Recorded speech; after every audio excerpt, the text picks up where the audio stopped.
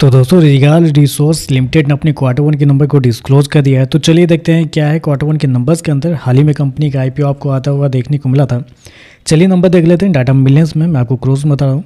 तो देखिए पिछले क्वार्टर में कंपनी 258 करोड़ का रेवेन्यू जनरेट की थी ऑपरेशन के थ्रू। पिछले साल की बात करते हैं तो 198 करोड़ के आसपास, जबकि अभी देखें तो बढ़ के 246 करोड़ आपको जाता हुआ देखने को मिला। तो साल दर साल जाते हैं तो साल दर साल कंपनी के रेवेन्यू के अंदर एक अच्छी खासी तेजी आपको देखने को मिल रही है।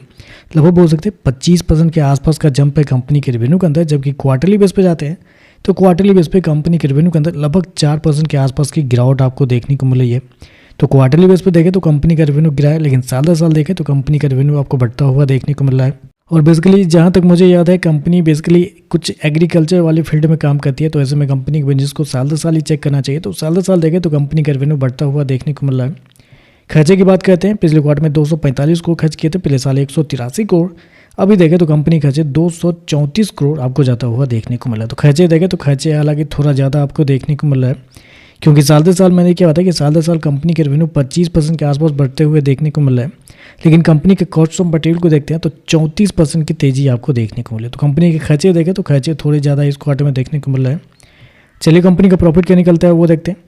तो देखिए पिछले क्वार्टर में कंपनी लगभग 11 करोड़ के आसपास के प्रॉफिट में थी, पिछले साल 9 करोड़ के आसपास। जबकि अभी देखें तो कंपनी का प्रॉफिट 9 करोड़ आपको जाता हुआ देखने को मिला। तो साल दर साल जाते हैं तो साल दर साल कंपनी के प्रॉफिट के अंदर लगभग 1% के आसपास की गिरावट आपको देखने को मिली। जबकि रेवेन्यू आपका 25% बढ़ा है, उसके बावजूद देखें तो कंपनी के प्रॉफिट जो है 1% गिरते हुए देखने को मिल रहा है। जबकि क्वार्टरली बेस पे जाते हैं तो यहाँ पर भी 19% के आसपास की गिरावट आपको देखने को मिले। तो कंपनी का प्रॉफिट देखें तो कमजोर आपको देखने को मिला है, साल दर साल क्वार्टर क्वार्टर गिरते हुए देखने को मिल रहा है। ईपीएस की बात करते हैं, पिछले क्वार्टर में ₹1.35, पिछले साल ₹1.20। अभी देखें तो ₹1.10 आपको जाता हुआ देखने को मिल रहा है। तो ओवरऑल देखा जाए तो नंबर थोड़े से मिक्स कहेंगे, थोड़े से निगेटिव ही आप कहना चाहेंगे, क्योंकि रेवेन्यू ठीक है, रेवेन्यू आपका साल दर साल बढ़ता हुआ देखने को मिल रहा है। लेकिन उसके बावजूद देखें तो कंपनी के प्रॉफिट के अंदर गिरावट है, साल दर साल थोड़ी सी क्वार्टरली बेस पे भी गिरता हुआ देखने को मिला। तो ओवरऑल देखें तो थोड़े से कमजोर नतीजे आप कहना चाहेंगे। कमजोर इसलिए भी आप कहना चाहेंगे क्योंकि 102 रुपये पे इशू प्राइस हुआ था, मतलब 102 रुपये पे शेयर का प्राइस आया था।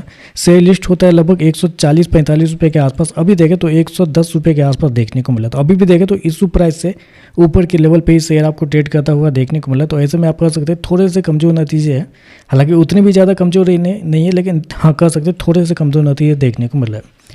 तो चलिए बस आज के लिए बस इतना है। वीडियो पसंद आया तो लाइक कीजिएगा, साथ में साथ चैनल को सब्सक्राइब जरूर कीजिएगा। धन्यवाद।